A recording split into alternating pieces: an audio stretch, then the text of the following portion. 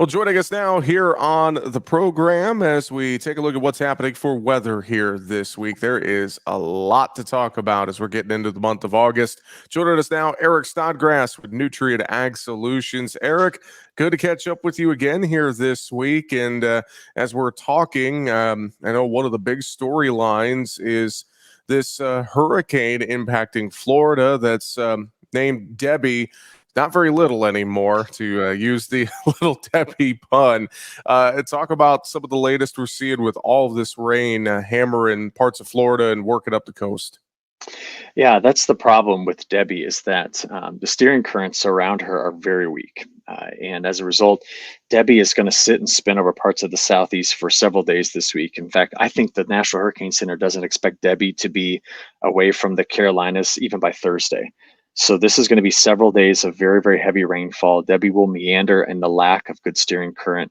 What's important to understand is that the month leading up to that, the last 30 days, we saw up to a 3-class improvement in the drought condition in the parts of the southeast because of very heavy rains at the end of July. And some places are already at 150 to 200% of normal precip for the last 30 days. So we're just talking about spots that are already very, very wet. And now Debbie has the potential for putting down between 4 in some places over 12 inches. And I've seen a couple of forecasts that suggest we could be as high as 18 to 20 inches in pockets.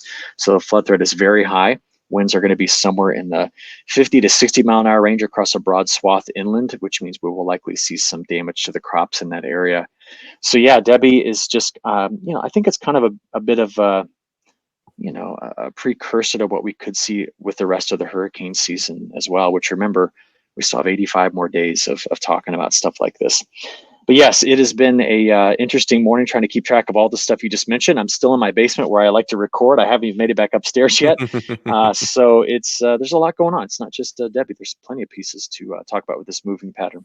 Yeah, let's dive into some of this a little bit more. I noticed on the early week radar, Monday morning radar, that we had some shower thunderstorm activity in parts of the northern plains, for instance, and things like that. What are you seeing with this forecast though, over the next couple of weeks? I've heard some talk that we could go hotter, drier in some areas, things like that. So, how are things shaping up for the U.S. right now, Eric? Yeah, so there is a big front that's driving its way out of the Canadian Prairie into the Northern Plains, and it's already knocked temperatures back over 30 degrees in parts of the Northern Plains from where they were at the end of last week. Southern side of that's had some pretty nasty weather. There's storms this morning that it's kind of rolling through the upper Midwest, like through Chicago area, for example. And over the weekend, man, there was a storm that went north to south in Minnesota, putting down baseball-size hail. So it's been a rough, kind of weekend for that part of the country. Now, that front's going to continue to drive farther to the south, but the big issue is when we talked a week ago, I thought, man, we'd be looking at some pretty good storm activity in parts of the Mid-South, parts of the Mississippi Valley, parts of the tail end of the Missouri Valley as it comes into the Mississippi. And now it seems as though the heavier rains stay north, parts of the upper Midwest and up toward the Red River Valley of the north. And as a result, there's big sections of the Mid-South, the Delta, parts of Iowa, not Iowa, but mainly Illinois, Missouri, southern Indiana, that aren't going to be getting some of the rain out of this. So that's why it's critical that this is also dropping in some colder temperatures because we're going to avoid the kind of double whammy of heat and drought, a flash drought with this drier pattern that's coming in. So while all that's going on, the West is still very hot. A lot of wildfire smoke still in the Western United States. It's being kind of driven across the country too. And big questions we have are, how does this all play out for the rest of August? And like you said, does it ever shift back around to hot again for a big section of the Corn Belt? Or do we go back to what we saw in July, which was it got hot a couple of times, but not sustained? Yeah, well, and I think about La Nina. Mm-hmm. We haven't really seen La Nina take full effect yet, as what we originally kind of thought earlier in the year. So, could we see that happen and see that have an effect on our weather pattern here this month, Eric? Well, I don't know about this month, but I just say this: if it was in full effect and it was just, I mean, really, really doing what it does, and so you're gonna say, what does it do? Well, that means the trade winds are screaming, but the westerlies are weak and almost non-existent, then yeah, I'd say sure. Rest of August is going to get hot and September is going to get hot. Now I'm not talking about record hot, but I'm just saying it's going to be warmer than average. And that would be okay as long as we had some good storm activity in that could deliver some rainfall, which is still a possibility. But honestly, most everybody listening to us right now would like for La Nina to come in and start to kind of flex its muscles and do what it normally does, because that tends to give us a more extended and drier fall. And nothing's better for harvest than plenty of time to do it. The big wild card is La Nina years tend to allow, the tropics to get quite active. And this year, unlike the last few years, the Gulf of Mexico is back in play, which means we could have, at any point over the next 85 days, something blow up in the Gulf of Mexico and advect or move to the north and just take with it loads of moisture. And that I cannot take that off the table. I mean, every week you're going to hear me repeat that, because it's going to be a threat as we go forward. But I do see, better chances of being warmer than average going forward. I'm kind of staying away from some of the headlines that I saw over the weekend, which were like scorching hot August and September, prepare for, Death Valley temperatures in Iowa. And that's a little bit blown out of proportion. Could be warm, but I'm not expecting that. I'd maybe call it a little bit of weather mongering by some of those headlines that aren't quite accurate. Let's talk other places around the world. South America, I know Brazil. We think about Brazil, and it just feels like they're to some degree planting and harvesting year round. It seems like we're always talking about their weather situation here as they add more acreage, Eric. Yeah, they're still harvesting last year's safrinha corn, last season's safrinha corn right now.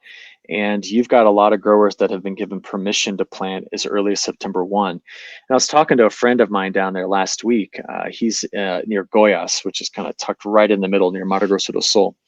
And he said, yeah, we have a bunch of growers that don't wait for the monsoon. He goes, they know that the seed can sit in the ground. Like, seed tech is such that it can just sit in the ground. And so they'll plant it, and they're just going to wait. And they're going to wait for the rains. When the rains come in, they get germination and they go. But they've been given permission to do that. Most growers are going to wait for the rainfall. And what we do see right now is that I don't think it's going to come in buckets in September. I think you're going to have to wait till October before the rains really get going. And that's not off of normal. I am worried, though, that right now there's not a strong enough signal for me to tell you that South America's got some big, red flag that says, hey, it's going to be rough. And unfortunately, with the projected acreage expansion, that if they just continue what they've done in the past, even if they don't, and if they farm the same acres as a year ago, without any major weather scare, this could be a huge crop coming out of South America yet again this year. Now, if La Nina all of a sudden just becomes the dominant thing we're talking about, southern Brazil and Argentina tend to be dry. And that will be a major talking point once we get into October, November, December. But until then, we have to kind of assume that the weather won't be making major dents into that crop. And when I think about what that could do to the markets, it's not necessarily the path toward higher prices. Definitely is not the path towards higher prices, that is for sure. Eric, anything else real quick you're watching around the world, or anything you want to add here this week? Yeah, I have found it interesting to watch the weather in the Olympics, right? Just the waves of heat that have come through and the storms that keep running folks out. And that's been interesting. It's been fascinating to watch. And man, I really want to know what the Australians are doing. They're so good at swimming. Anyway, I know that has nothing to do with weather, but I have to talk to Australians quite a bit. I would just say this. The top thing I'll be watching, we've had the Bermuda High in place, but the Pacific High has been split. One piece over the Northwest, one piece that's been way out in the North Pacific. If the Pacific High lives directly north of Hawaii, between there and Alaska, and if it gets there by mid-August, then we're going to have a warm and extended late summer time period. That's the piece. That's the thing that has to fall in line. And right now it's not quite there, but some of the models want to put it there. So we'll just watch for it. Folks can stay up to date at agweather.com, ag-wx.com. For more information, you can sign up for Eric's weekly weather newsletter there as well. Eric Snodgrass, Nutrient Ag Solutions. Always good to talk with you, my friend. Thanks for being with us again this week. Yep, take care. Make sure to subscribe to the Market Talk YouTube channel. You can watch our latest interviews with top market analysts in the country, find bonus content, and much more. It's easy. Just go to youtube.com/@MarketTalkAg and hit the subscribe button. Or you can search for Market Talk Ag on YouTube.